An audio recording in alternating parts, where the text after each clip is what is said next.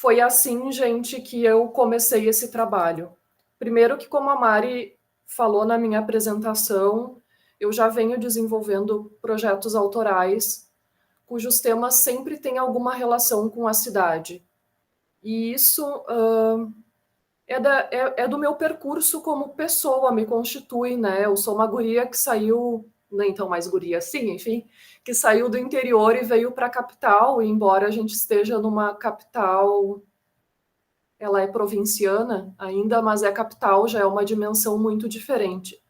E essas questões da cidade sempre me chamaram muito, de diferentes formas. Então, como eu sempre digo, os meus projetos surgem através de diferentes questões que me tocam. Né? Quando eu saí de Santa Maria e fui para uma grande cidade pela primeira vez, foi São Paulo. Foi a minha irmã se formou e foi viver lá trabalhando como designer. E quando eu desembarquei em São Paulo e entrei num táxi para ir para a casa dela, a minha reação foi mandar um SMS e dizer: guria, eu tô apavorada, tu mora na periferia, é tudo pichado. E ela respondeu rindo, ela disse: aqui tudo é pichado. E pichação é arte, pichação é um elemento de comunicação na cidade, isso é normal, eu não moro na periferia. Então essas coisas sempre me chamaram, né? Bom, quando começa a enchente em Porto Alegre, eu fico um pouco paralisada em casa e chocada nos primeiros dias. Então, a minha primeira reação foi atravessada pelo emocional.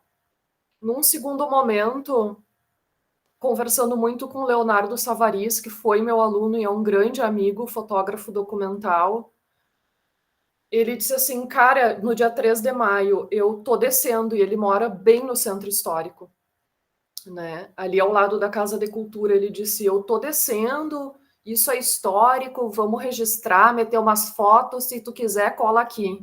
E eu pensei, bom, esse é o momento, porque também ir para a rua sozinha tem suas questões com o equipamento. E aí fomos, registramos no dia 3. O Léo voltou para casa porque a água estava subindo em direção à quadra dele. E a questão ali com a esposa, com a família, era se eles saíam, se eles ficavam, e eles decidiram ficar. O que foi uma decisão muito equivocada, porque depois eles saíram de barco com 2,10 metros de água no prédio deles, né? Logo na sequência, isso numa sexta, na segunda-feira eu evacuei, porque eu moro no Menino Deus, e a água ficou a 1,4 quadra da minha casa. A minha irmã vive na Cidade Baixa, a água chegou na quadra dela e daí nós saímos. E eu pensei, bom, fiquei com os registros do momento em que a água extrapolou os muros de contenção da Mauá, e é isso, eu não tenho mais o que fazer. O registro mais cotidiano jornalístico morreu, porque eu fiquei 10 dias em Santa Catarina, só acompanhando pela mídia, pelas redes sociais. E aí, quando eu retorno, depois de 10 dias, a água já tinha baixado aqui no meu bairro. E aí eu saio para caminhar e ver como está o bairro. E a primeira coisa que me chama a atenção são justamente as marcas que ficaram em todas as paredes. Porque a lama tem um pigmento muito expressivo. As pessoas não estavam lavando as suas casas só com água no lava-jato. Era água com água sanitária, e isso não tira a marca. Pode diminuir, minimizar, mas não tira. E aí eu saí com o celular, só fiz registros com o celular aquela tarde, mas já voltei para casa pensando, eu vou fazer uma série fotográfica dessas marcas. Não é nada inédito. Eu vejo esses registros nos materiais de outros fotógrafos, está no meio das construções narrativas. Tem outros fotógrafos trabalhando também essa abordagem em trabalhos documentais.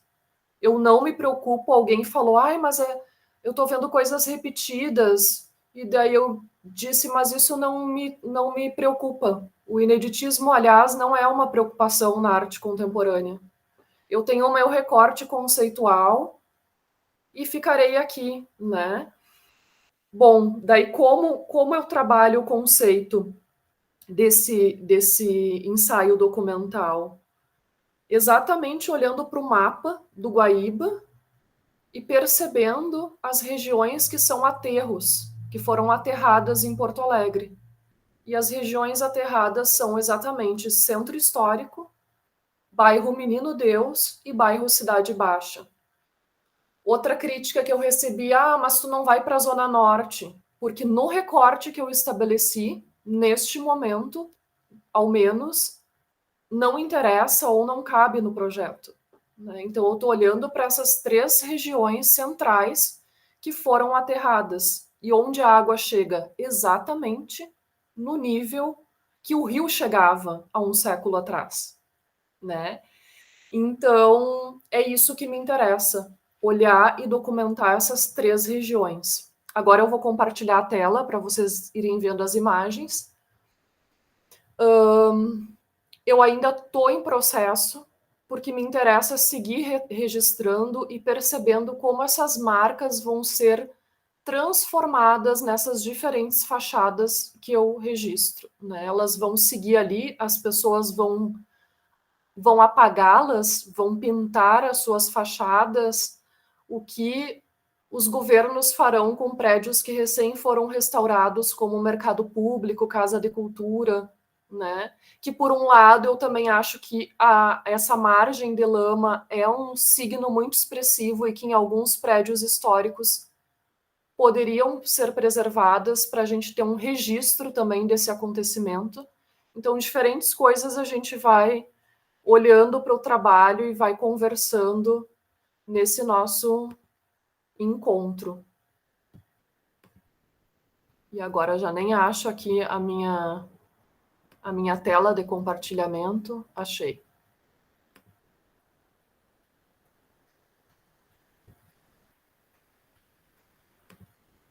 Entrou certinho? Sim, tá tudo certo, Marina. Tá, perfeito. Então, eu vou me permitir ler o texto de apresentação para vocês. O trabalho se chama Margem de Lama, um breve inventário das marcas da enchente de maio de 2024 na capital gaúcha. Porto Alegre foi uma cidade colonizada por açorianos que estabeleceram-se às margens do Lago Guaíba no final do século XVIII. Ao longo de 2 séculos, as políticas de planejamento urbano aterraram áreas que costeiam o lago com a intenção de triplicar o centro histórico e bairros do seu entorno.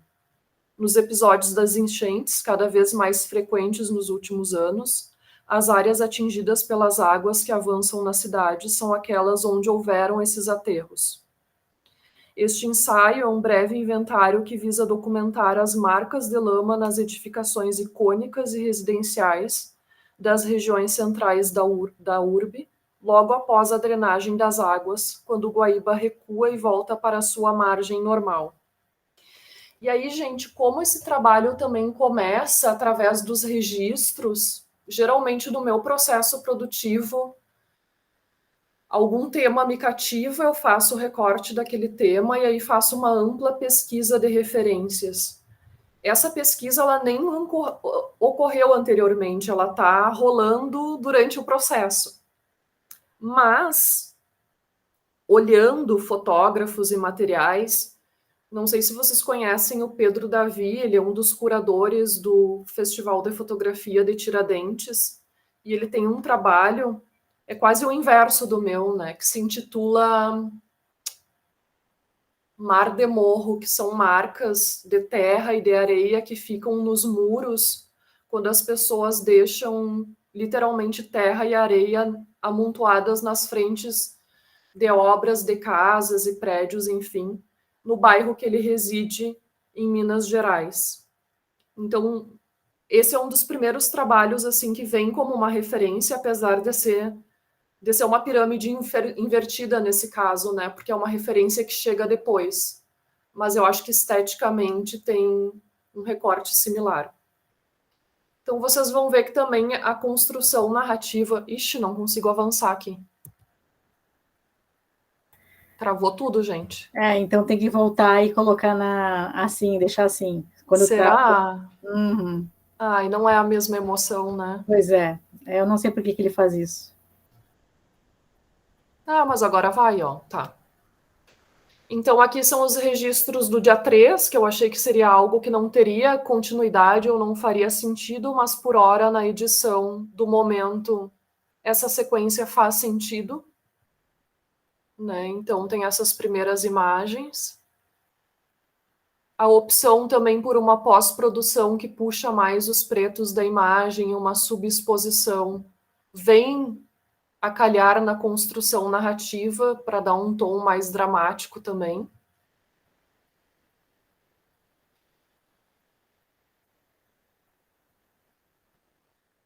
E aí aqui já é quando eu retorno a Porto Alegre. Então também na organização da construção narrativa tem um padrão de repetição em boa parte do trabalho. Não importa que bairro é, se é Menino Deus, Cidade Baixa ou Centro Histórico. Essas imagens estão mescladas, embora muito dos prédios icônicos a gente reconheça com clareza.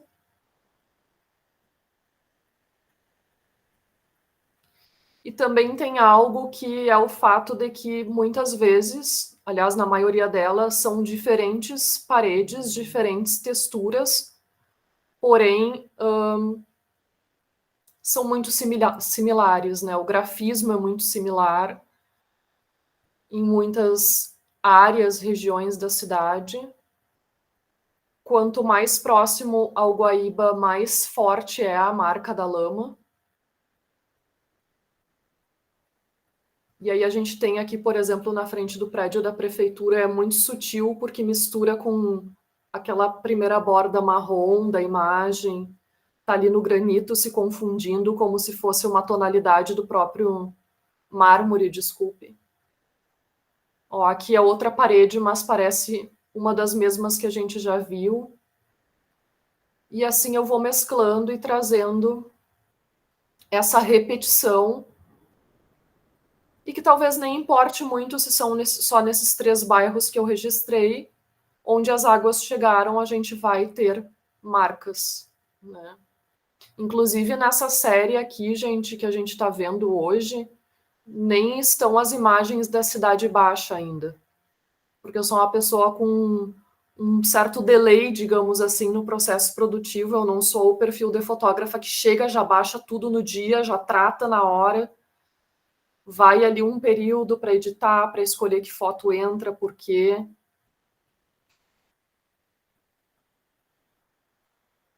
Essa é uma das primeiras casas vizinhas aqui do meu prédio que eu me deparo e me chama muito a atenção porque a gente não tem propriamente uma margem de lama, mas tem uma pedra porosa que absorveu a água e que não sai, segue marcado. Eu passo ali, isso me chama sempre, né? Poxa, nem o sol, nem os dias de sol fizeram secar, segue marcado como algo que penetrou ali e que não vai mais sair, né? Esse perder o mané que diz muita coisa, porque não importa se a gente está numa região mais periférica e a gente tem consciência de que a periferia, a gente precisa falar também em racismo climático, né? Tem regiões que sempre são afetadas, não é só num caso de enchente, num caso de chuva corriqueira, por questões de falta de saneamento, enfim.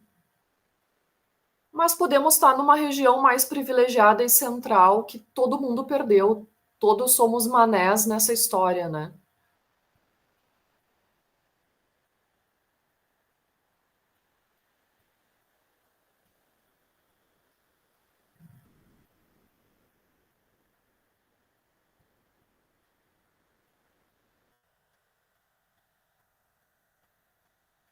Aqui é uma textura da lama que quando seca fica preta, quase preta, e conserva mesmo assim o cheiro. Não sei como está em outras regiões, mas eu acho que é por tudo, porque quando a gente passa na estrada, por exemplo, para ir a Canoas, tem um odor muito marcante, né? E aqui tem também, não saiu, a gente caminha pelos bairros e sente esse cheiro muito presente. Ficou impregnado.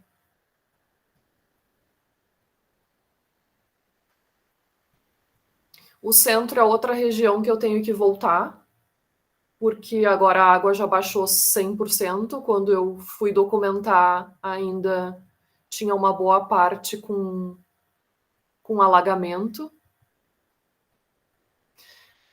A vegetação, por mais que o foco seja arquitetura no meu trabalho, é algo que me chama muito a atenção, porque ela ficou marrom e morreu, né? A lama, essa enchente matou. Não veio vida ainda nas gramas, nos arbustos. Não se regenerou, digamos assim. O mercado público, por mais que possa ser um clichê, é um dos prédios que mais me chama a atenção, porque ele recém foi restaurado.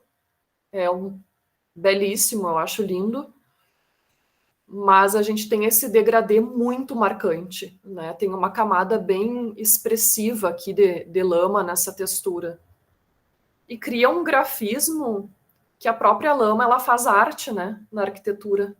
A gente tem obras de arte aí, tem diferentes desenhos e grafias nos diferentes prédios e casas de Porto Alegre. Então, eu acho que o trabalho também busca essa estética num sentido de que é possível ver beleza no trágico, mas essa beleza ela também pode incomodar e ser bastante desconfortável, né? Como ver o belo em algo que é tão horrível, que tem uma dimensão catastrófica, onde o nosso povo vai a longo prazo sofrer as consequências dessa tragédia climática. Então, essa é uma questão. Estou lançando provocações para vocês para a gente ir debatendo e pensando juntos depois. Então, esses signos, apesar de serem ou indícios, né? Porque onde há essa lama, onde há é indício de que houve a presença das águas da enchente.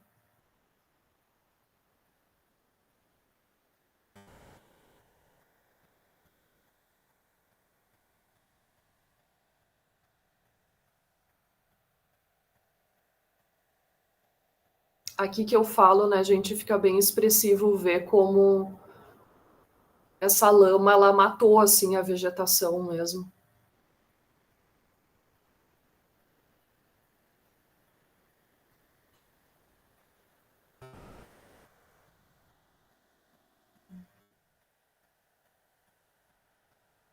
E aí percebemos que essas marcas vão ter diferentes formas em diferentes locais, por vezes mais sutis, por vezes mais impregnadas nas paredes.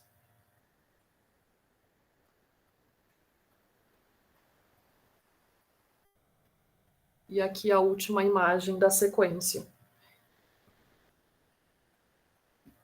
Ao todo, eu já boto de novo em slideshow para vocês verem, só para olhar um pouquinho para vocês. Ao todo, por hora, tem 37 imagens, se não me engano, nessa sequência. Ontem mesmo eu separei mais 41. E aí também tem que afunilar, porque como tem uma boa parte da sequência que é um padrão de repetição, não precisa mais do que 30 imagens nesse trabalho, né? Em algum momento, alguma imagem apropriada do acervo, eu tenho que voltar lá no Museu Joaquim José Felizardo para ver se já reabriram, né? Porque ele foi afetado também. Mas certamente vai ter apropriação de alguma imagem, algum mapa de Porto Alegre sobreposto, onde a gente consiga ver a dimensão da enchente. Então, é um trabalho que ele está em processo e vai ter continuidade. Eu preciso também retornar de tempos em tempos nos locais onde eu já fotografei, mesmo os prédios, mesmo as fachadas, e registrar, independente de ter sofrido apagamento ou seguir a marca ou ela estar mais sutil, né? Então, é um trabalho que vai ter uma continuidade, no mínimo mais um ano. Então, é uma série que é o princípio, como chama ali a parte 1, é um breve inventário, mas talvez tenha um capítulo 2 e 3, né? Tenham diferentes momentos dessa documentação. Eu acho que, em essência, resumidamente, é esse o trabalho. E eu queria, assim, também, só para lançar uma provocação para o grupo, saber como vocês, que eu estou vendo tantos fotógrafos e fotógrafas aqui, né, estão olhando, estão sentindo, estão transformando em trabalho documental ou artístico a tragédia no estado, porque tem muita gente documentando, tem muita gente trabalhando sobre esse tema, mas o que está sendo feito, né? O que tem de coisas semelhantes, mas que nunca vão ser iguais, e o que tem de coisas completamente diferentes. Então, queria provocar o grupo nesse sentido para a gente olhar para outras produções também, né? Que porventura venham de vocês.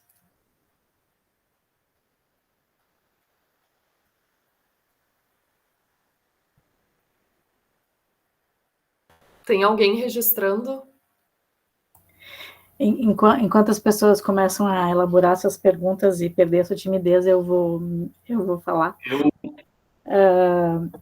Eu acho interessante porque eu já tinha assistido a fala de alguns outros fotojornalistas ou fotógrafos ou artistas, né, que enfatizaram mais a questão das pessoas, né, a documentar pessoas e grupos de pessoas, né, e essa função mais realmente fotojornalista, né, documental, assim. E na tua série, essa que tu nos apresenta, esse recorte, né, é a marca da lama nos espaços, né, tanto arquitetônicos quanto plantas. A gente vê um pouquinho de humano ali naquelas últimas mãos, e talvez naqueles grafismos, naquelas letras que a gente reconhece, né, que a gente entende a escrita, mas é interessante pensar nisso também, né, que tu enfatizou realmente esse desenho, essa marca do barro, da lama, onde tem humanos, né, mas que nesse momento a gente não vê. Sim. Essa é uma questão até na mesa que a gente fez no Festival de Fotojornalismo de Brasília. Eu acho que o meu trabalho era o único que não tinha elemento humano. E isso, em dado momento, foi criticado por uma colega fotógrafa. E tá tudo bem, porque a crítica negativa ela também é muito positiva, a gente consegue refletir e elaborar a partir disso.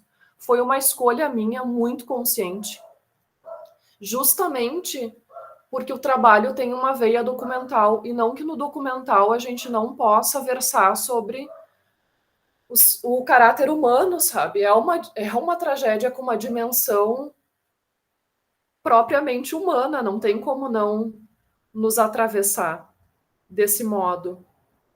Porém, eu acho que isso está muito presente no fotojornalismo. O fotojornalismo cotidiano não é mais a imagem, aquela imagem ilustrativa, tem uma construção de reportagem que flerta muito com o documental. Né? A gente olha as galerias online, são sequências, são narrativas visuais, são vídeos. Então, acho que a gente tem belos profissionais de fotojornalismo no estado e de fora do estado mostrando essas histórias de diferentes pessoas que foram profundamente afetadas. Eu, naquele momento, até pelo jeito que eu saí de Porto Alegre, emocionalmente, foi uma escolha. Eu não quis trabalhar com as histórias, os retratos, os relatos humanos. Eu acho que também, para dar o tom da tragédia, a gente não precisa buscar o espetáculo através das pessoas, dos personagens, né? Eu acho que já é dramático por si só o fato. Então, foi uma escolha muito consciente. E não, gente, que eu não me depare com pessoas. Eu interajo com pessoas o tempo inteiro. O dia que eu fui para o centro histórico foi num domingo à tarde. Eu fui sozinha sempre, o que eu não indico a ninguém também, né? Porque a gente sofre profundamente É uma crise de segurança pública também, não tinha nada de policiamento. O único local que tinha segurança eram seguranças particulares na Casa de Cultura, 3 mulheres e 2 homens. Então, é bem delicado estar nas ruas sozinha fotografando.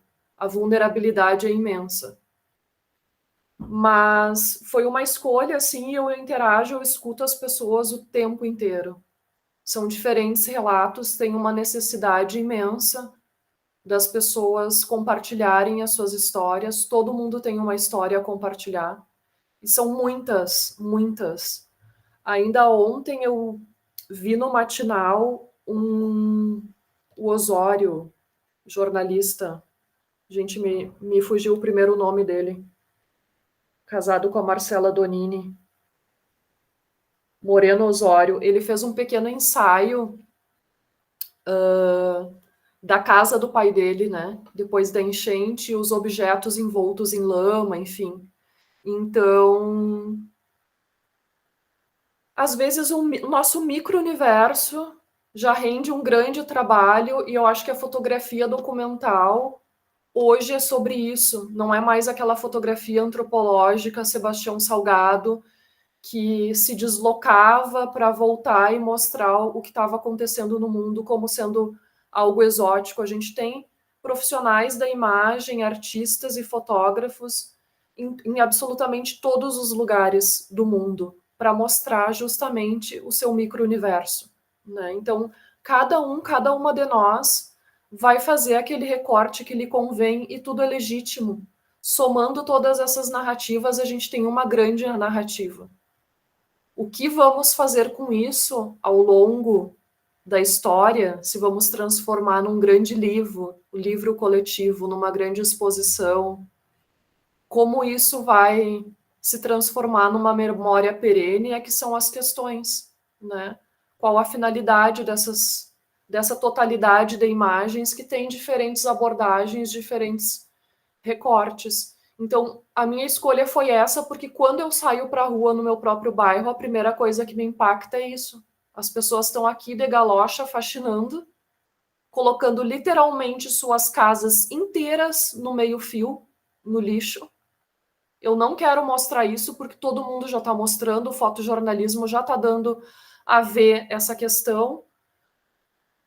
Mas aí eu também encontro numa esquina aqui a Karen Cecília, que foi repórter da Zero Hora por 25 anos. E ela, moça, o que que tu vai fazer com essas fotos? E eu tava só fotografando com o celular. Eu disse, por hora eu tô fazendo um briefing do que eu farei a partir de amanhã, mas a primeira coisa que me impacta no bairro são essas marcas. Vocês estão aqui lavando com lava-jato e água sanitária, e a lama não sai, está impregnado, ela quer estar ali contando uma história, né? E aí a gente começou a conversar, e ela, é verdade, para onde olhamos aqui perto, tem essa marca. E aí também eu comecei a me comparar, eu me colocava ao lado para ter uma ideia da altura que a água chegou, né? É bem impactante. Lá na Casa de Cultura chega quase ao meu ombro, quer dizer que a água chegou praticamente 1,60 m. É muito forte isso. Em outros locais, quanto mais próximo da Mauá, mais alto, eu estaria afogada. Então, essas marcas, elas são muito marcantes, com a redundância, né? Foi o que me impactou, é o princípio, como eu acabei de dizer, é um processo, é um trabalho em processo ainda. Pode ser que até a edição final dele ele tenha outros contornos, outras edições, seja redimensionado, pode até ganhar um outro título, né? A gente nunca sabe, porque eu, pelo menos, não trabalho com um roteiro engessado.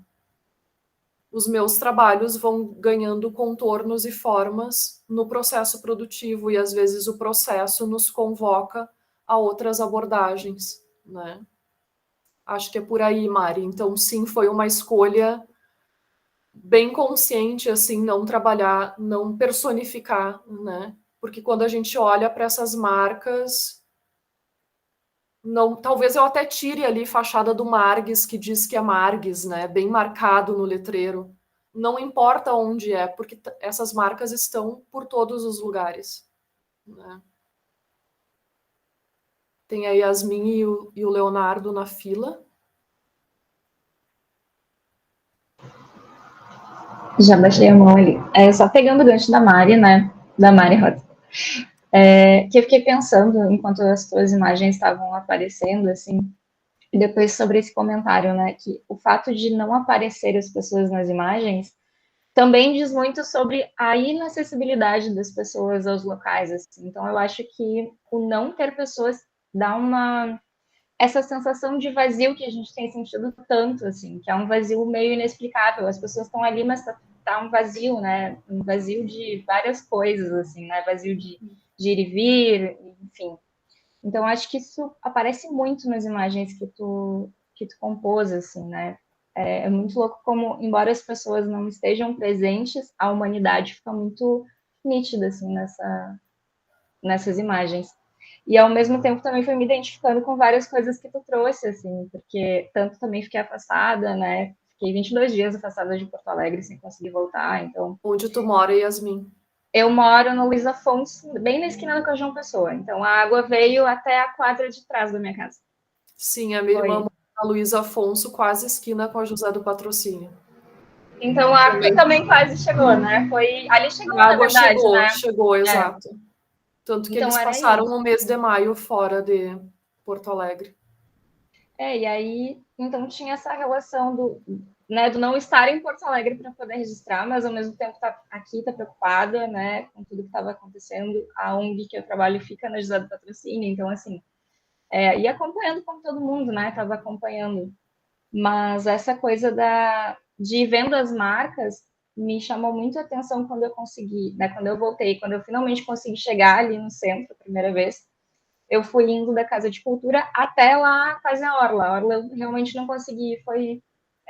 de ver de longe, assim, a escuridão me deu um impacto muito grande, eu não ia conseguir, assim, bancar a emoção de chegar lá. Mas conforme eu ia indo, eu ia vendo que nem tu, essa marca de, tipo, olha, aqui eu já estava me afogando, aqui eu já não dava, né? E como isso é agoniante, assim, né? E ao mesmo tempo como... Então, essas marcas, elas trazem a gente uma coisa muito forte, assim, mesmo que seja o exterior, mesmo que tu não esteja vendo o que aconteceu dentro da casa, né? E também me lembrei que eu vi um vídeo, eu não sei se tu chegou a dar uma olhada, estava circulando bastante ali na internet, que foi de quando eles fizeram a limpeza do mercado público. Uhum.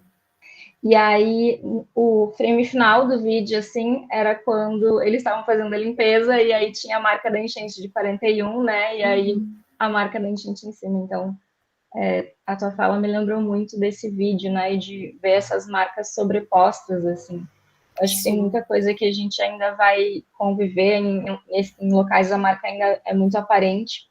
Lá para Praia de Belas também eu fui caminhar recentemente e a marca em alguns locais desaparece, aí tu fica, meu Deus, onde é que entrou a água aqui? Aí tu vê que era subsolo, então a água foi entrando, né, mais abaixo. Então é uma coisa muito, muito doida como essa marca, ela meio que se torna quase um personagem, né? E que vai estar presente, assim, nas nossas vidas ainda por um tempo, e a gente nem sabe se isso não volta a acontecer. Mas eu achei incrível o teu trabalho, e eu achei que tem muita humanidade nessas marcas, né? E a forma Obrigada, Yasmin. Eu acho que é sobre isso, a gente vai ver palimpsestos dessas marcas, bem como tu citaste ali no mercado público. Porque, gente, é devastador o que aconteceu, o que a gente está passando ainda para se reerguer como sociedade, e bem sabemos que vai se repetir. A gente só não quer pensar quando vai acontecer. Então, eu acho que é um trabalho que vai ter muitas camadas, literalmente, dessas cicatrizes. Cicatrizes que estão presentes em nós, porque quem não sentiu a dimensão dessa tragédia? As pessoas podem não estar presentes, mas elas muitas vezes abriram seus prédios para eu entrar, as suas casas, né? Eu entrei, por exemplo, no apartamento da Virgínia, ela é do Fotoclube de Porto Alegre, Guimarães. Ela perdeu todo o apartamento aqui no bairro. E é um térreo que não é um térreo rente à rua. E ela disse: fica à vontade, pode fotografar tudo que tu quiser. Eu fiz 2 fotos na casa dela, que é da lâmina da porta, assim, na parte de baixo, aberta, e daí tem um degradê de cores. Eu não consegui fotografar, porque 70, 80% do apartamento foi perdido. Né? Isso está no fotojornalismo, eu nem quero registrar. Porque dá uma impotência do tipo, eu não quero mostrar, isso é muito íntimo. O que não molhou tá mofado. Tem água no teto pingando, de tão úmido. A pessoa perdeu a casa inteira, tudo. Suas memórias, né? Não falo do apego material, mas eu olho aqui para o meu mural, por exemplo, eu tenho retratos, tenho cartas. A gente perde memórias. Isso foi muito forte, porque o vazio que tu fala, eu também sinto, né? Quando eu saí de casa, a gente tem um poder como ser humano tão grande de adaptação pela sobrevivência, que quando eu voltei para minha casa, eu sentei no sofá da minha sala, olhei para minha estante e comecei a chorar, porque tinha detalhes de coisas que eu tenho na minha estante da sala que eu já tinha esquecido por um instinto de sobrevivência. Né? Então, eu preciso me deslocar, eu saio da minha casa e se eu tiver que sobreviver num outro lugar, eu vou me adaptar. Isso é muito forte, não tem como não nos afetar emocionalmente. Então, essas histórias elas vão estar presentes. Eu acho que não mostrar pessoas é, ao mesmo tempo, mostrar todo mundo, né? Porque são muitíssimas pessoas afetadas de diferentes formas, com diferentes histórias. Enfim. E aí também é um dia de fotos e no dia seguinte eu confesso que por isso que eu não tenho essa agilidade assim e nem me boto essa pressão no processo produtivo. Eu não baixo as fotos tão rapidamente, eu não olho tão rapidamente, porque tá tudo muito latente. No dia seguinte eu me deprimo. É um dia que eu durmo horrores, eu fico em casa pensando no que eu vi, o cheiro impregnado nas narinas, né? E eu choro, não tem como não afetar. É bem a gente se deparar com lugares icônicos da cidade completamente desertos. Ir até o mercado público, eu só encontrei o Flávio Dutra na rua fotografando. E mais 2 pessoas de bicicleta. O centro era absolutamente deserto. Como pode um não lugar, lugares de passagem, como uma estação de trem, e lugares icônicos que são postais da cidade completamente desertificados por uma enchente. Né? Então, este vazio também está presente nas imagens, porque as pessoas evadem, evacuam desses locais. Né? Acho que é mais ou menos por aí. Cada fala, cada conversa sobre o trabalho vem mais coisas.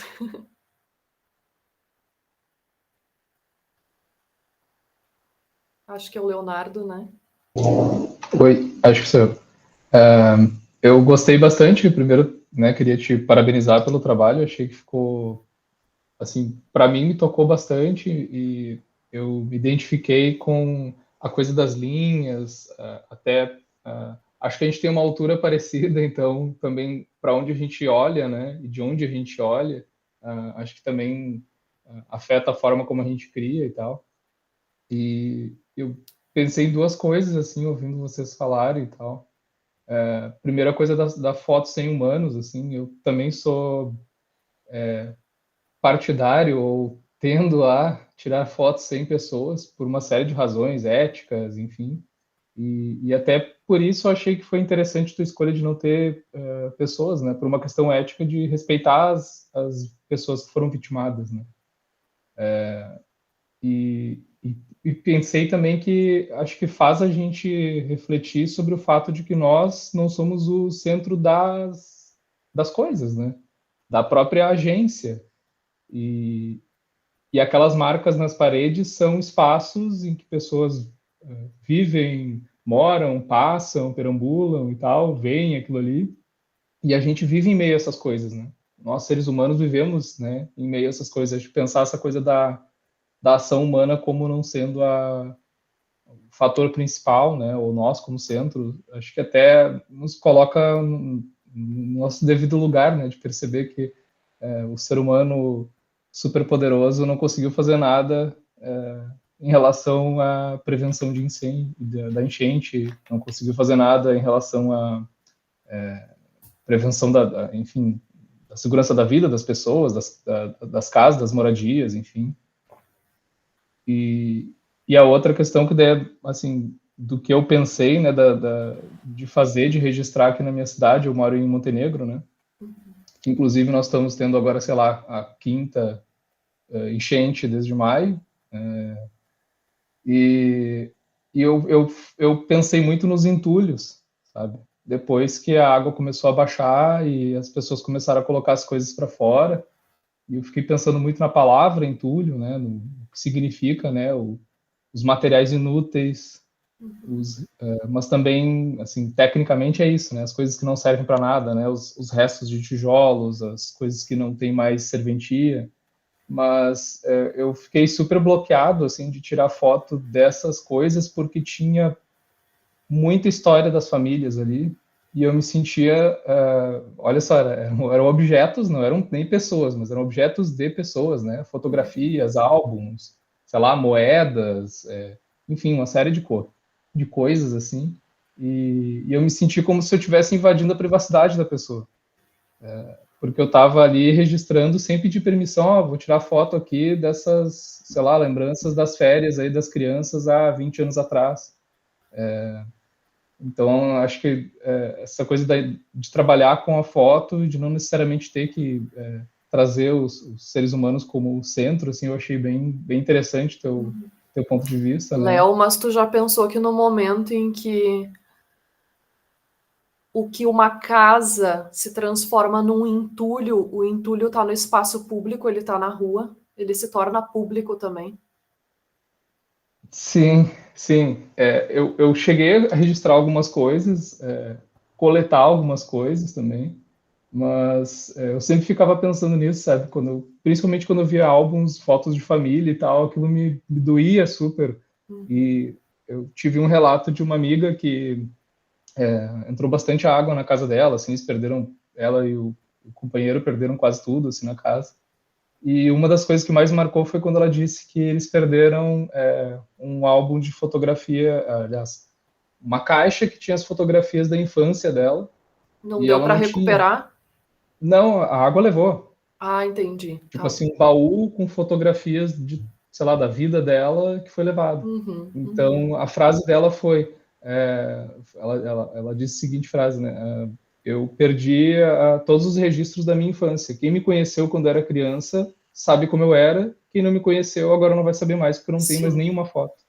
Então, o quanto isso é pesado, assim, e enfim, dessa coisa da intimidade, né? Então, assim como tu recebeste as críticas, né, de que, devia ter pessoas, tuas fotos não tem pessoas, né? Eu achei muito bom o fato de não ter pessoas.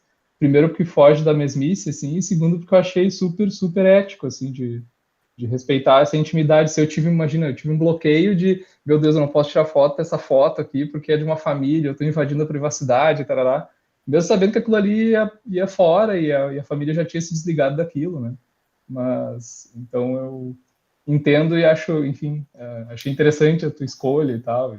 E tem algo de limítrofe nisso também, né? Porque eu não entro em todas as casas e nem peço isso. Eu só entro se eu for convidada. Porque gente, é assim, para quem tá perdendo tudo, se desfazendo de tudo e colocando nas calçadas,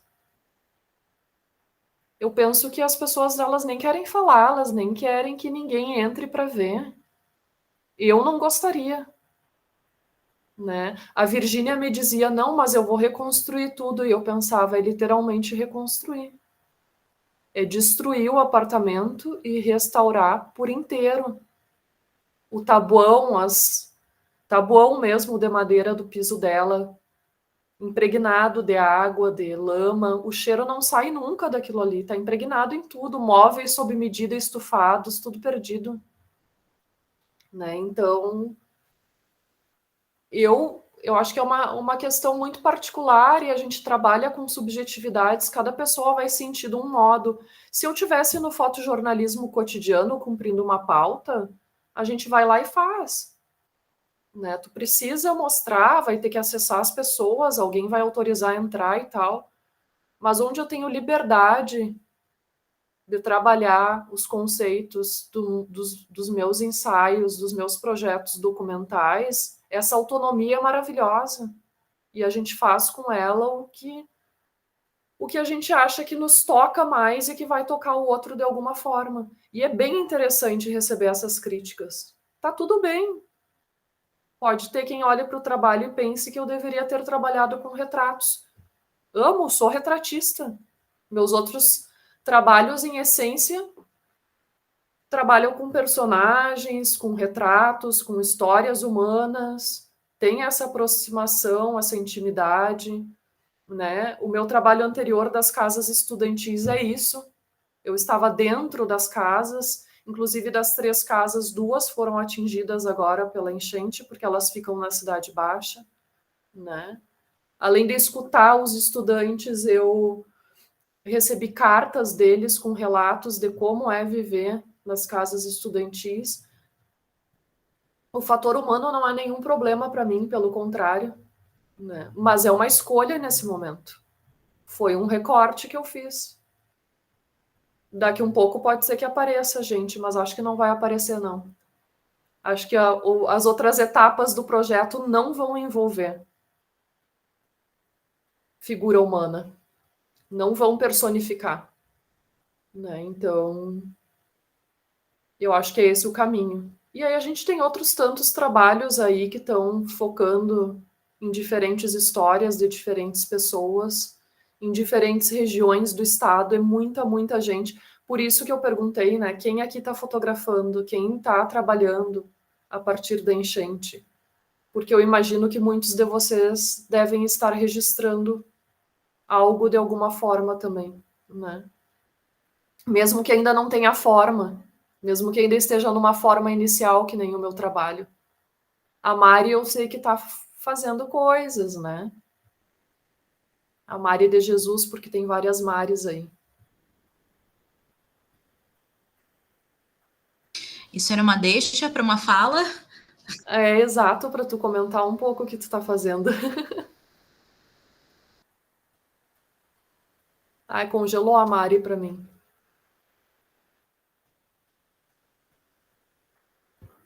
O Sobral tá com a mão erguida, de repente te passo a palavra até a Mari voltar.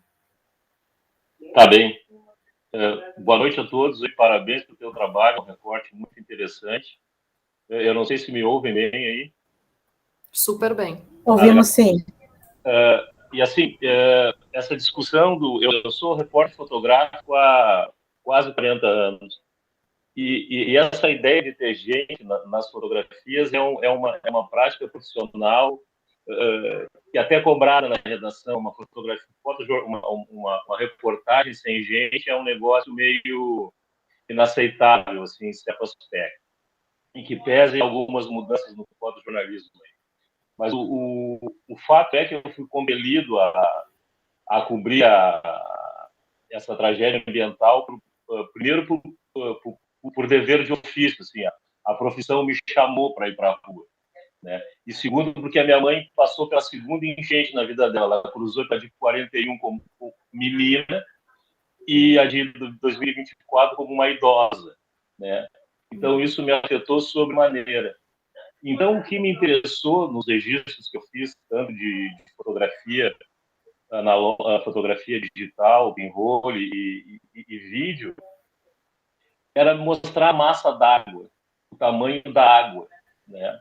Bom, e mostrando o tamanho da água, tudo se explica em certo aspecto, a ausência de gente, porque as pessoas não estão nos seus lugares, não podem estar nos seus lugares, foram arrancadas dos seus lugares, né? Me parece que de fato, eu abri mão da figura humana assim, sem pensar muito nisso, porque, e agora eu fiquei pensando, te ouvindo e ouvindo todo mundo, e fiquei pensando que eu nem pensei nisso, de não ter gente, porque não era exatamente o que eu estava preocupado, né? sim o tamanho da água, e sim o tamanho dessa tragédia que afetou a minha mãe diretamente, mais uma vez, e nos afetou a todos, como tu mesmo falou no início, de uma forma indireta, né? Então, isso é muito forte, assim, para todo mundo. Então, ter gente ou não ter gente, de fato, é uma discussão, assim, é muito irrelevante, assim, né? A não ser para um sujeito muito purista, assim, ou muito fechado no conceito que não pode ser pensado, né? Então, isso é uma questão, assim. Mas teve duas imagens e dois vídeos que eu fiz, assim, que me tocaram sobremaneira, porque ouvir é uma coisa que não que eu não ouça bem, eu ouço bem, mas a trilha sonora, a música, os ruídos, às vezes não me causam significado, porque eu sou de olhar, não de ouvir, né? Mas, claro, com o cinema, então, as coisas a gente ouve e vê, lógico, né, lá, tranquilo. Mas, assim, duas imagens. Uma imagem na orla, das paredes de vidro batendo no concreto, aquilo é fantasmagórico, assim. Aquilo sem ninguém, e aquele barulho constante, assim, né? E depois, no edifício Eli, ainda cheio, né? Os reflexos das mercadorias do tumeleiro que ficam penduradas, algumas mesas de sol, aquilo batendo, pareciam fantasmas dentro daquele prédio, sabe? Fico pensando, então são gente, são as almas de 41 que pereceram nessa tragédia, fazendo assim uma ficção já muito doida, mas assim, o impacto visual que a água oferece, né? E aquilo assim, eu fiquei olhando, eu estava fazendo umas imagens ali que começou a mexer, e daqui a pouco começou a vir assim, aquelas mercadorias batendo na grade, assim, como se quisessem fugir daquele lugar, sabe? Então, eu fiquei muito tocado, assim, eu fui compelido depois eu fui contratado para fazer vídeos de Boraí, a cobertura que eu fiz mudou um pouco de perfil, né? E esse outro aspecto, assim, de fotografar não são entulhos, né? As pessoas tiveram que botar sua casa para fora, né? E não é que nem o dia da mudança, que a gente se sente assim. Até eu me mudei algumas vezes durante a minha vida, e eu sempre me senti nu, assim, tirando os móveis, botando dentro do caminhão, me senti assim muito invadido a minha privacidade, né? E eu fiquei sentindo isso com as pessoas colocando a sua casa para a rua, porque não tinha outro lugar para pôr, né? Então, eu particularmente me fixei nessas imagens, né? Ao contrário do que alguns citaram aí, e isso me tocou também, daquele monte de imóveis, das pessoas ter que botar sua casa fora. E comerciantes também botar seus produtos fora, enfim, né? Mas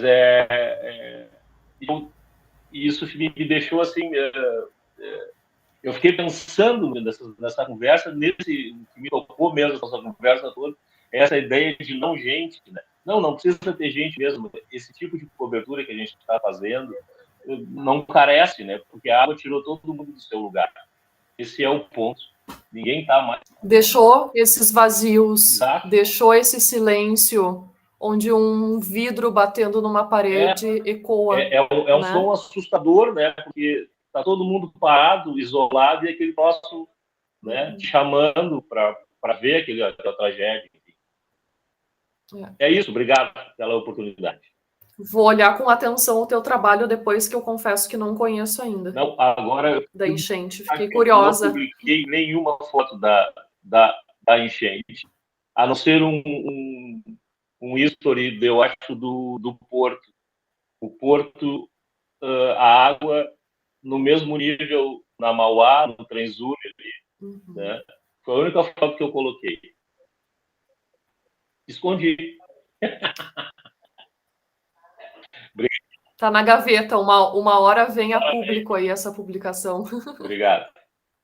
Mari, desculpa, eu passei a palavra para o Sobral porque tu congelou, tá? Sim, a minha internet não tá muito boa, mas vocês estão conseguindo... De ninguém tá, de quem que tá 100%. né? Depois dessa tragédia piorou ainda mais, né? Muito. Eu ia comentar que eu não tive estômago, né? Eu, durante a enchente agora, aqui em São Leopoldo, que eu moro na região metropolitana, eu fui trabalhar em algumas frentes, assim, né? Mas eu não consegui, por exemplo, trabalhar como voluntária em abrigo, porque eu não tinha e não tenho, sinceramente, coragem de olhar nos olhos das pessoas que perderam tudo, assim, né? Claro, tenho amigos que perderam tudo, então eu me senti bem sensível e, assim, diferente, né? E tenho vários colegas que são artistas, que são de outros segmentos, e que me cobraram muito, inclusive, por que eu não estava fazendo foto aqui em São Leopoldo, né, da situação. Mas eu estava fazendo foto, só que eu estava fazendo foto com os olhos. Eu só não conseguia pegar uma câmera e fotografar, né? Eu vi muitas cenas bem difíceis, assim. Eu até contei uma para Mariane Rota, que foi uma boneca amarrada num poste, uma bonequinha assim careca, e ela estava com um vestidinho branco todo melado de lama. Então o vestido já estava meio assim laranjado. E ela estava amarrada com arame, assim, meio caída, né? Meio despedaçada, assim, a boneca. E eu pensei, nossa, isso é uma foto muito impactante, né? Porque essa tragédia, ela tá dentro de uma coletividade, mas ela também tá dentro de uma individualidade, de como a gente sente as coisas, né? E a outra cobrança que veio na época também foi, tá, mas as pessoas que perderam tudo, por exemplo, que estão nos abrigos, elas não devem mais ter fotos delas, né? Devem ter perdido isso também. Por que tu não vai lá fazer foto delas? E aí eu fiquei pensando que, bom, a pessoa já perdeu tudo, será mesmo que ela quer que uma outra pessoa vá lá e fotografe ela no momento mais Num difícil abrigo? num abrigo? Não, né? Vamos deixar para criar um projeto, para fazer um voluntariado de fotografia e refazer ou tentar refazer a partir das memórias dessas pessoas registros fotográficos. Isso aí. Aí eu acho massa, que é uma forma da gente ajudar. E aí fui trabalhar, como eu não consegui trabalhar em voluntariado em abrigo, eu fui trabalhar no Carrefour, né, no antigo Carrefour, que é um mercadão que tinha aqui em São Leopoldo e que está abrigando cachorros que foram abandonados, cachorros que se perderam também durante a enchente. Cheguei ali, comecei a trabalhar como voluntária, limpando, cuidando dos cachorros. E aí eu olhei para eles e fiquei assim, aqui já tem tem 1.600 cachorros nesse lugar, né? E as pessoas estão desesperadas. Os cachorros que não forem adotados vão voltar para a rua e possivelmente os outros vão ser mortos, né? Porque onde é que vai comportar tanto bicho? E aí eu pensei, já sei, eu vou fazer foto dessas pessoas, desses cachorros e vou tentar divulgar nas redes para que outras pessoas possam ver e que possa ajudar a Secretaria de Animal, né? Proteção Animal, para poder divulgar esses rostinhos e forçar mesmo, sensibilizar as pessoas a adotarem. E aí eu comecei a fotografar. E aí fotografei, no primeiro dia que eu fotografei, eu fiz umas 400 fotos, assim, dos cachorros. E eu voltei para casa e eu chorei, mas eu chorei muito. Eu chorei demais, assim, eu fiquei muito ruim, porque eu olhei no fundo dos olhos daqueles cachorros e eles estavam desesperados. Pensa que eles tinham família, eles tinham uma casa, eles tinham uma convivência, eles são dependentes, né? Diferente dos gatos que conseguem sobreviver mais sozinho, assim, né? Os cachorros não, eles são dependentes. E eu chorei, chorei. Também. Mas o cachorro tem uma dependência, assim, que fora, sabe? É fora, assim, eu acho que é sempre mais. Os gatos conseguem dar um afastamento, assim. O cachorro não, te segue pela casa, é uma sombra, né? E aí eu chorei, não consegui voltar no outro dia, tive que me estabelecer. Só que foi tão legal, porque no primeiro dia que eu fiz as fotos, eu fiquei, tá, e agora eu faço o quê, né? Eu vou botar dentro de um drive, como é que eu faço para chegar nas pessoas? Já sei, vou fazer um Reels do Instagram, vou tentar movimentar a rede. E aí eu fiz e divulguei. Quando eu divulguei isso, sei lá, o Reels hoje tem 10 mil acessos. E aí as pessoas começaram a falar, e aí começaram a me mandar mensagem perguntando sobre o cachorro, que achava que conhecia o cachorro, se era macho, se era fêmea, se era castrado, daí eu passei algumas informações. E aí as pessoas começaram a reconhecer os cachorrinhos. Aí no outro dia que eu tava lá, já veio uma senhora que foi a história do Robson, que era um cachorro comunitário da escola Paulo Becker, e as professoras cuidavam dele, né? E aí a Paulo Becker encheu de água, e o Robson foi resgatado e foi parar lá no Big, né, no Carrefour. E aí uma das professoras foi lá buscar o Robson, não mais para ele ser um cachorro da comunidade, mas sim para adotar ele. E aí o Robson ganhou um lar para ele com outros irmãozinhos, que ela tem umas 12 cachorros. E aí eu fiquei tão feliz com isso que eu falei, bom, agora eu vou continuar fotografando, e vou facilitar um pouco a minha vida e a vida das pessoas, e vou começar a fazer as fichas também dos bichos, né? Para as pessoas olharem, né? Ah, esse cachorro aqui é macho castrado, fêmea castrada. Daí fica mais fácil de reconhecer. E aí eu não parei mais, eu sigo fazendo foto e tô nessa, assim. Então foi o jeito que eu achei. E eu penso muito a fotografia também enquanto uma porta aberta, sabe? Não só para que a gente possa discursar sobre outros assuntos, mas que ela também possa ser um auxílio, sabe? Muito nessa questão dessa fotografia social, dessa fotografia de discursos políticos. Então, essa foi a minha vibe, foi o que eu consegui fazer dentro de toda essa coisa emocional também, né? Que todos nós estamos vivendo. Que bonito relato, bonitos relatos, aliás. Porque, gente, o que mais me chama nas falas de vocês é como cada um foi convocado de modo distinto a iniciar, né, um trabalho fotográfico. E a gente é convocado pelo que nos toca.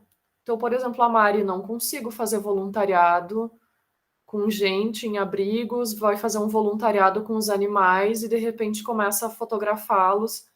Enfim, a gente é tocado e atravessado por diferentes questões e a partir disso, desses micro-universos, a gente tem uma completude, porque eu acho que tem tantos trabalhos fotográficos tão ricos sobre essa tragédia que a gente vai ter assim uma documentação completíssima. A gente precisa agora expandir isso também com o tempo e mobilizar, quem sabe está aí um trabalho para um grupo de pesquisa, de estudos, né? Mobilizar um modo de reunir e de fazer um grande inventário, já que no meu subtítulo está ali um breve inventário, né? Um grande inventário de imagens dessa tragédia, porque realmente tem muita coisa. O Festival de Brasília comentou isso, que eles querem fazer uma edição, e aí a gente vê diferentes trabalhos entrando, todos relevantes, muita coisa aqui do Sul, né? Mas eles querem fazer uma edição de exposição na esplanada dos ministérios só com imagens da tragédia aqui do Rio Grande do Sul para impactar os políticos. Então isso é bem expressivo. E aí a gente está vendo ali entrar na convocatória deles trabalhos que versam sobre o mesmo grande tema, mas que têm abordagens completamente distintas um do outro, né? Isso é muito rico. E que bom, porque a gente vive em plena era da cultura das imagens, está todo mundo registrando. Profissionais da fotografia ou não. Aliás, tem algo de bizarro nisso também, porque muitas vezes fotografando eu me deparei com pessoas comuns registrando com seus celulares e fazendo selfie, do tipo estou aqui na tragédia. É como eu chamo a síndrome Nana Gouveia do horror, né? Uma necessidade desse registro do eu presente em meio ao trágico. O que me chama muito, assim, para a função, né, social das imagens, qual a finalidade daquela fotografia que a gente está fazendo, que atravessamento político ela vai ter. E não estou falando político no sentido da política, estou falando na dimensão política da tragédia ambiental. Como é que a gente vai mostrar para o mundo a dimensão do que está acontecendo aqui, que não é só aqui, é em outros tantos países, né, ao mesmo tempo. Então, acho que essa é uma questão. Alguém pediu para falar, né, também. A Yasmin e o núcleo. O próprio núcleo seria quem? A Sara. Sara, oi, Sara. Gente, só pegando o gancho da Mari ali, dessa cobrança, me lembrou de uma outra coisa que eu tenho visto e tenho ouvido bastante, assim, que é, além dessa cobrança, né, de que como fotógrafo a gente tem que estar postando alguma coisa sobre a enchente, tipo uma foto sobre a enchente, parece que todo mundo quer a foto da enchente. Mas uma coisa que tem me tocado muito é que eu trabalho numa ONG e essa ONG a gente tem sido um ponto de coleta, então a gente tem recebido doações para vários locais, né?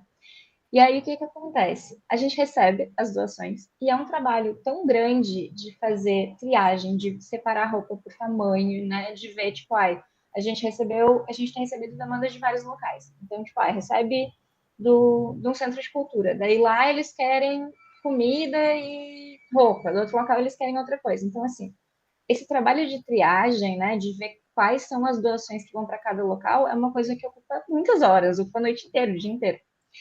E aí a gente acaba esquecendo de fazer foto das doações, né? Ou de fazer foto. A gente até tira alguma coisa de foto quando está fazendo, mas é que é muita coisa. E as pessoas começaram a cobrar se a gente realmente estava entregando as doações. Então a gente tem que fazer a foto de. Faz a foto do Uber carregado, faz a foto da gente carregando as coisas. E às vezes a gente não consegue. Então começou a ter essa cobrança do tipo, quero fotos. E aí um dia eu fui num condomínio que fica lá é um condomínio dos Irmãos Marista. E eles estão. É um condomínio que, assim, 600 famílias foram para lá, gente. Essa é uma das nossas demandas diretas, assim. E aí tem um apartamento que tem 35 pessoas. Porque eles estavam num abrigo, né, numa escola. No domingo, a diretora da escola chegou e disse assim: olha, amanhã a gente precisa reabrir a escola e vocês vão ter que sair daqui. Então, todo mundo foi meio que para esse condomínio, né? E aí a gente foi lá entregar as doações, assim. E aí, quando eu desci do caminhão para ajudar a descarregar as coisas, a menina que estava na base, que estava conversando comigo, ela disse assim: junta todo mundo aqui para fazer a tua foto. E aí eu fiquei assim: oi? E ela: dá uma foto, né? Eu sei que tu precisa. E aí já juntou todo mundo. E aí eu fiz uma foto, mas assim, a foto ficou tão horrível, porque eu fiquei tão desconcertada por essa coisa do tipo, tem que ter a foto da doação de que nós recebemos, assim. E aí eu fiz, e aí, enfim, né? Depois a gente seguiu e a gente segue muito em contato. E aí, sempre que uma família recebe alguma coisa, ela me manda automaticamente a foto da menininha que recebeu a boneca. Eu disse, olha, não precisa tu me mandar isso, eu sei que tu está entregando as coisas e a gente não vai postar essas fotos, né? Então, fica tranquila. Mas as pessoas estão pedindo, então ela manda no automático, assim.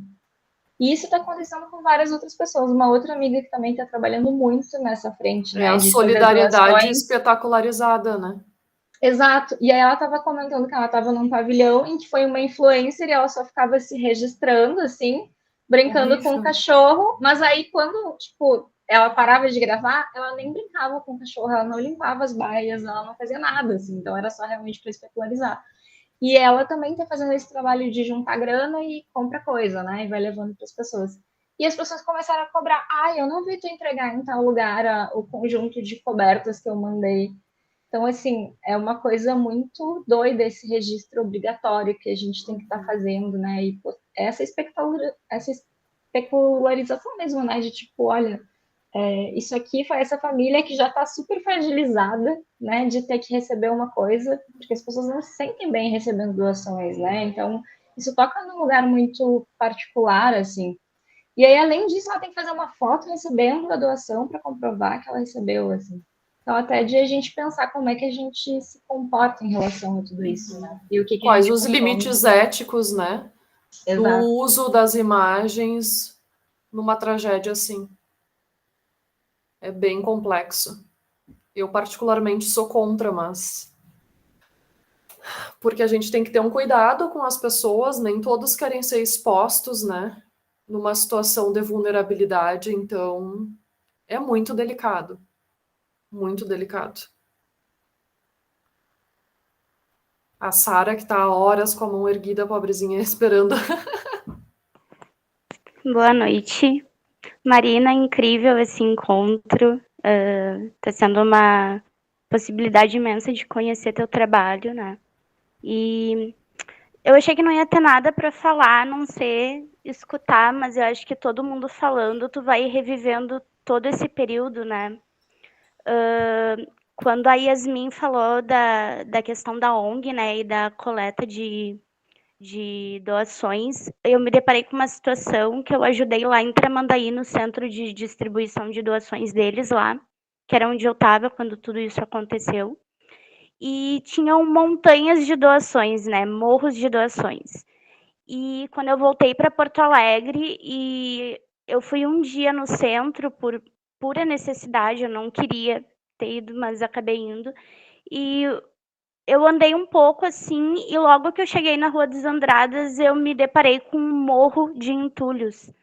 E me veio muito o sentimento de que eu não sou de Porto Alegre, eu sou de Uruguaiana. E quando eu vinha de Uruguaiana para Porto Alegre, eu era criança, eu via os morros de Porto Alegre. E aquilo me encantava profundamente, porque eu sabia que eu estava chegando numa cidade que eu amava. E aí, anos depois, eu percebi que esses morros mudaram, né? São morros de entulho. Essa questão da relação com as dimensões, né? Como tu falou, eu sou uma pessoa baixa, né? Eu tenho 1,53, então eu basicamente estaria afogada em qualquer local da enchente. E quando eu cheguei perto do morro de entulho que eu vi na Andradas, era uma coisa assim, passava o primeiro andar da maioria dos lugares, assim, então tu vê essa relação se deparar. Eu não cheguei aí no mercado público, eu não tive coragem e tava, como vocês pontuaram, né, quem andou pela cidade sabe que ela tá deserta, ela tá estranha e tudo mais. E, enfim, assim, minha contribuição com a situação toda de pensar em conceber essas ideias da fotografia, né? Como a Mariana Jesus falou, tem coisas que a gente só fica na cabeça. Eu não tenho nenhuma foto das coisas que eu vi, eu não consegui me sentir assim travada realmente em querer registrar aquilo, mas são imagens que não saem da tua cabeça, né? Tu não vai esquecer. E a gente é bombardeado de imagens a todo tempo. Acho que a forma de registrar isso sem as pessoas é um alento, de certa forma, porque realmente é muito difícil ver as cenas, né?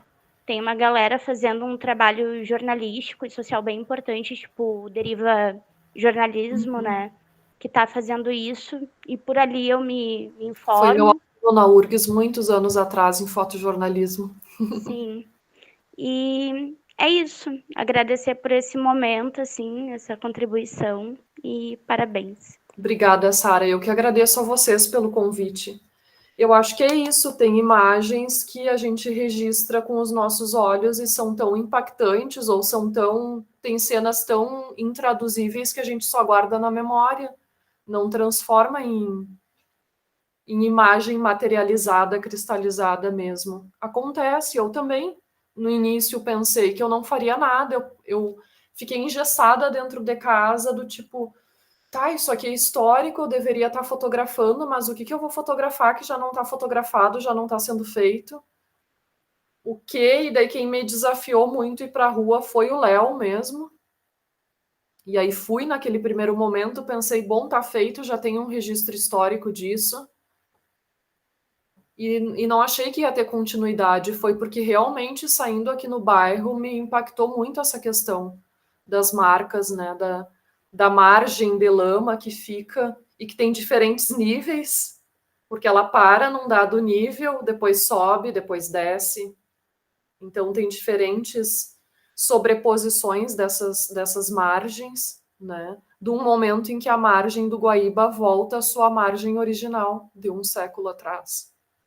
Então, foi o insight que veio, assim, mas foi algo transitando no meu entorno. Talvez se não tivesse próximo de mim, não teria me chamado a atenção, né? Interessante tu falar nos morros também, de entulho, porque o Léo falou sobre isso na cidade dele. E aí a gente também, como eu falo da repetição, vai ver isso em diferentes regiões. Eu sou de Santa Maria, lá também foi violenta a enchente, né? Muito provavelmente, quando eu voltar para minha cidade natal, que eu não sei quando vai ser, porque agora demora 8 horas e meia para chegar lá, eu vou me deparar com essas marcas lá também. Daqui um pouco, esse meu trabalho, a gente tem que olhar numa dimensão mais coletiva, pessoas que estejam em outras regiões, que façam esses registros e expandir, porque também na fotografia tem muito disso, a gente trabalha de forma muito solitária. É muito individualizado, muito particularizado. Talvez a gente tenha que retomar um pouco a essência dos fotoclubes, depois dos coletivos fotográficos, e trabalhar mais coletivamente, né? Como a gente, na nossa área, pode se unir aí e produzir coisas mais potentes juntos, sendo que somos de um segmento tão desunido, né, gente? A gente não tem nenhum sindicato dos fotógrafos. Não, é a Lili antes ou o Átila? A Liliane, né? A Liliane, depois o Átila.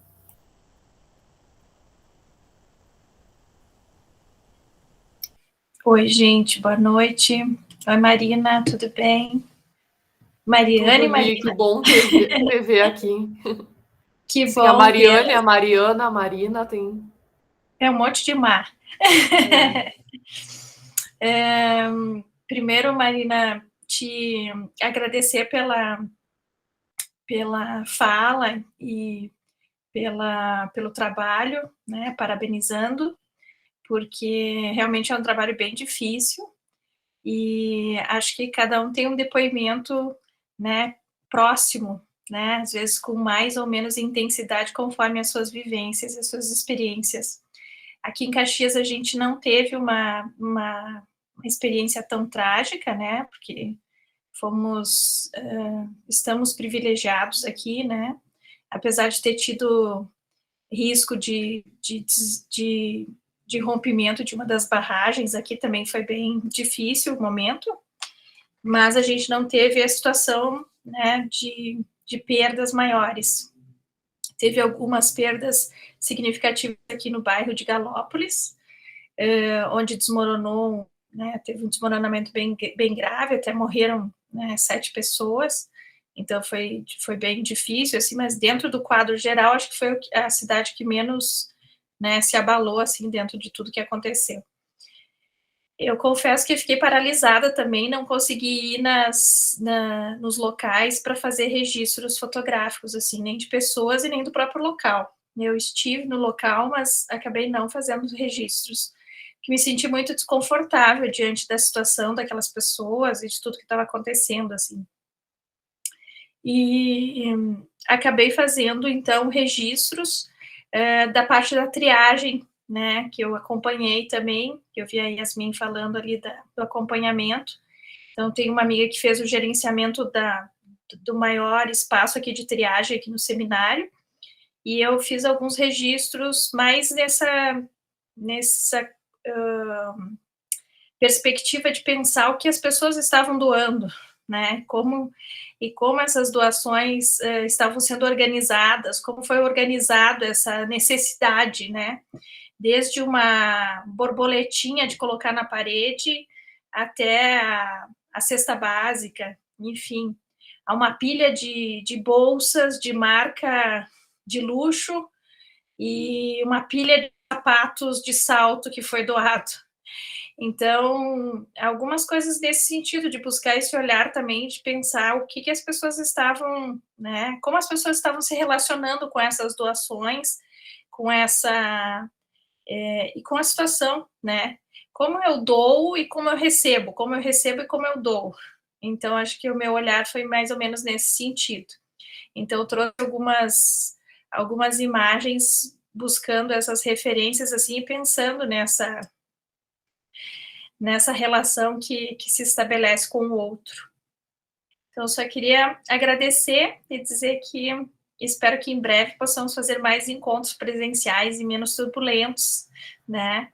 E parabéns pela estética do trabalho também, Marina, que acho que, ao contrário de que algumas pessoas pensam que só com o elemento humano é que a imagem tem representatividade, às vezes a representatividade é muito grande e significativa no vazio desses, né, dessas simbologias todas, dos significados, e no vazio do nosso imaginário, né, também, com relação às imagens. Então, muito obrigada. Eu que agradeço, Lili. Achei que tu ia mostrar as fotos que tu fizeste. Não tenho aqui preparada. Gente, é sobre isso, né? O quanto a gente se sente confortável na abordagem que a gente escolhe. Se eu, que não fui diretamente atingida, fiquei emocionalmente afetada, como se sentem as pessoas que foram diretamente atingidos, que estão nos abrigos, que estão limpando, esvaziando as suas casas. Eu achei que tinha um limite ali, e o meu limite onde eu me deparava eram essas fachadas. Né? Até aqui eu posso chegar com um certo respeito à dor do outro, porque tem um luto coletivo, porque é um trabalho que também representa perda, também representa mortes, devastação, né? Que é, inclusive, o foco das minhas pesquisas em fotografia. Agora eu vou entrar um pouquinho no que eu comentei no início, vou falar da minha pesquisa do doutorado. Então, eu venho de uma linha de pesquisa de linguagem e práticas jornalísticas, porque é o meu princípio, né? Minha graduação é em jornalismo, eu comecei trabalhando como fotojornalista e sempre pesquisei a questão da ética versus a estética na representação da morte em fotografias jornalísticas. Quando eu venho para o doutorado em artes visuais, eu também olho para isso, só que um pouco diferente. Eu proponho, então, fazer um mapeamento nas principais bienais do mundo de como tem aparecido acontecimentos de violência coletiva em imagens artísticas. Então, violência coletiva, né, pela definição, são guerras, atos terroristas. O campo das artes faz uma crítica anti-reportagem, constrói algum sentido diferente do que a imprensa e o cidadão comum já está dando a ver através das fotografias que produz. A minha pesquisa de mestrado é isso, então. Só que daí eu me deparo com essa enchente e eu já penso que o meu trabalho tem que mudar, que eu tenho que trabalhar um pouquinho com esse tema de emergência climática e como isso tem aparecido nas imagens do campo das artes visuais. Estou numa crise bem grande, claro que tem um envolvimento imenso nesse momento com o meu trabalho autoral, não quer dizer que eu precise abandonar a minha proposta original de violência coletiva, mas eu estou um pouco assim inclinada para uma mudança de tema na pesquisa do doutorado. Acho que as duas, de qualquer forma, são super relevantes, né? Eu vou encontrar muito material, talvez até mais material nesse momento sobre a questão da emergência climática do que violência coletiva. Só que tá aí, né, gente? Tá do nosso lado, tá conosco, essa tragédia aconteceu aqui. Vamos ver o que o meu orientador vai dizer. Que bom que ele não tá aqui assistindo, porque ele nem sabe da minha crise existencial no momento. Acontece, por isso que eu digo, qualquer trabalho vai abrindo outras veredas no caminho que a gente percorre, outras coisas vão surgindo, né? Eu chamo essa parte inicial do meu trabalho de rascunho, um rascunho.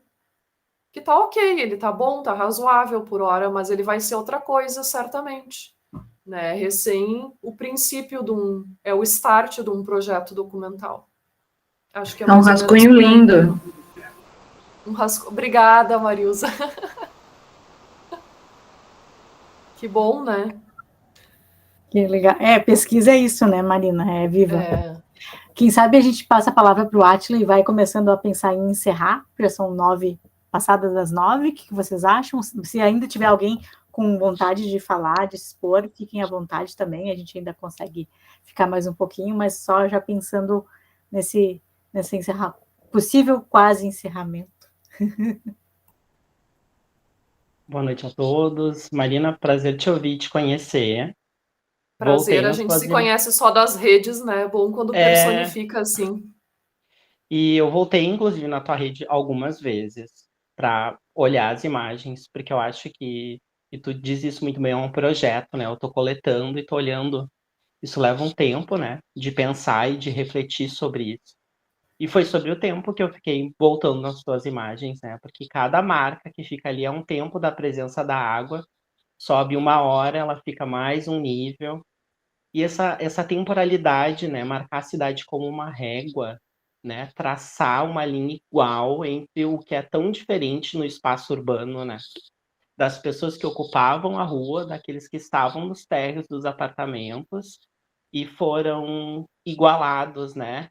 E pensando nos prédios, eu estava no primeiro andar, eu estava no segundo andar, as pessoas diziam isso e não foram atingidas, mas como não ser atingido por aqueles que estão embaixo, né? Porque isso me pegou muito, assim, conforme a água ia subindo, as pessoas não entendiam que não entrar água na sua casa não significa que elas não seriam atingidas, né? Acho que isso colocou um cheque no humano ali e pensar o espaço urbano muito grande. E tem uma coisa que, para mim, eu circulo muito pela região metropolitana, adoro caminhar, eu acho que a gente ocupa a cidade caminhando, e eu lembrei do teu trabalho, hoje eu estava em Porto Alegre, algumas coisas me chamaram a atenção, mas eu tenho procurado hoje uma imagem que me deixou muito chocado quando eu fui há 2 semanas em São Leopoldo e encontrei em Montenegro. Quando eu paro diante de 2 residências ou 2 condomínios e vejo que um já conseguiu limpar todo o seu jardim e transplantar grama, e o do lado ainda está coberto de barro. Quando as portas dos condomínios, uma já foi lavada e já foi pintada, e a outra continua com as margens de lama. É muito interessante perceber a desigualdade de como a cidade é única, mas ela não é igual. Então eu tenho coletado essa imagem que para mim é muito aflitiva, porque eu vejo grandes condomínios voltando à sua vida muito rápido, porque estão organizados, mas também vejo condomínios grandes que não conseguiram entrar num acordo no que é prioridade do que fazer. Se é doação, se é fazer um planejamento de custo ali dentro. Cidade sendo ocupada e esvaziada, né? Então, quando eu digo que ela vai esvaziada, a minha cidade é Montenegro, eu venho acompanhando a régua desde ontem, porque hoje tem uma nova enchente em Montenegro, né? Então, a cada 1 hora subia 14 centímetros, 12 centímetros, e as pessoas que já tinham limpado suas casas, já tinham retornado algumas delas, não encontraram seus vizinhos, né? Então, há uma cidade que se esvazia, mas é preenchida pela água. E eu fiquei contigo com esse marcador de tempo, né? Que tempo é esse que essas imagens que a gente está coletando, né? Sejam a margem da lama, que vem marcando o que o rio quer como seu, que é o seu espaço. A água está tomando um território que é seu, né? Ou foi seu, ou deixa de ser seu, quando as pessoas aqui do Rio Grande do Sul negam o banhado. Acho que é muito importante a gente relembrar isso, né? A gente construiu cidades em cima de banhado e agora reclama como se o rio um dia não fosse chegar de volta. Então, esse marcador de tempo, sabe? Eu tenho olhado muito para a régua e quando eu disse que eu volto para o trabalho, porque tem uma marcação muito dura ali, né? De quanto tempo essa água subiu e ficou parada para fazer exatamente aquela marca naquele lugar, para depois subir e preencher novamente uma camada. Ela foi fatiando a cidade. Então isso me impressiona muito, assim. E daí eu discordo de todo mundo que diz que precisa de ter pessoas. Gente, cidades como a nossa são feitas por pessoas. Se você não reconhece em casas o humano, o habitar e o morar, a gente está com um problema de outras reflexões aqui, né? Que não sejam só a falta da figura física de uma pessoa numa imagem. Se uma casa não foi feita para habitar por humanos, ela foi feita para habitar para quem, né? Que bonita a tua fala, obrigada, Átila. É sobre isso, né? A urbanização, a verticalização da cidade se dá justamente pelo fator humano. Então, é isso, e essa temporalidade é muito interessante a tua fala nesse aspecto, porque no princípio, gente, todo mundo achava, não vai chegar aqui, ou a água vai baixar em 2, 3 dias. E eu lembro do meu irmão, que é engenheiro de estradas lá na região central do DENIT, dizendo, mana, a água ela vai levar de 3 a 4 semanas para baixar. E ele trabalhando horrores para a liberação das estradas. E aqui eu falava para as pessoas, saiam de casa, porque não vai baixar tão rápido. E as pessoas não acreditavam. Então, realmente, 4 semanas é muito tempo, foi um tempo muito expressivo para esses marcadores, né? E daí a água oscilou.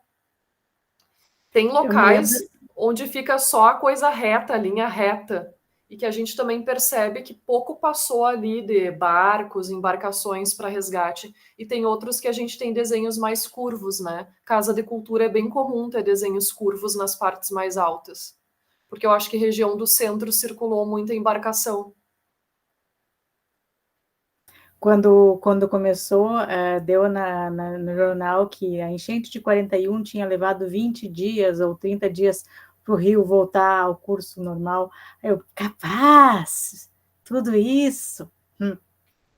Olha aí, foi, voltou. E o que acontece também, que meu irmão comentava, que o pavimento asfáltico, o asfalto em si, né? Ele não absorve porque ele não é nada poroso. Então ele contém a água. E para drenar é muito mais difícil. Então, quanto mais urbanizado, quanto mais asfaltada é a região, pior é para a drenagem dessa água. E foi exatamente o que a gente viu. Teve locais que demoraram até 5 semanas para drenar, né? É muito louco isso, gente.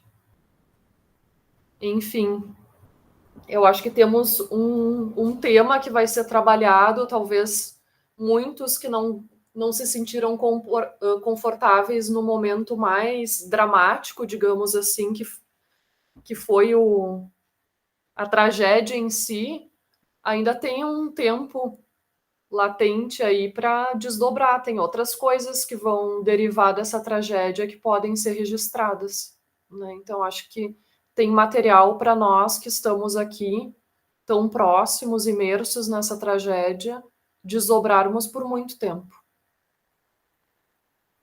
né? Tem muita riqueza de questões e abordagens possíveis.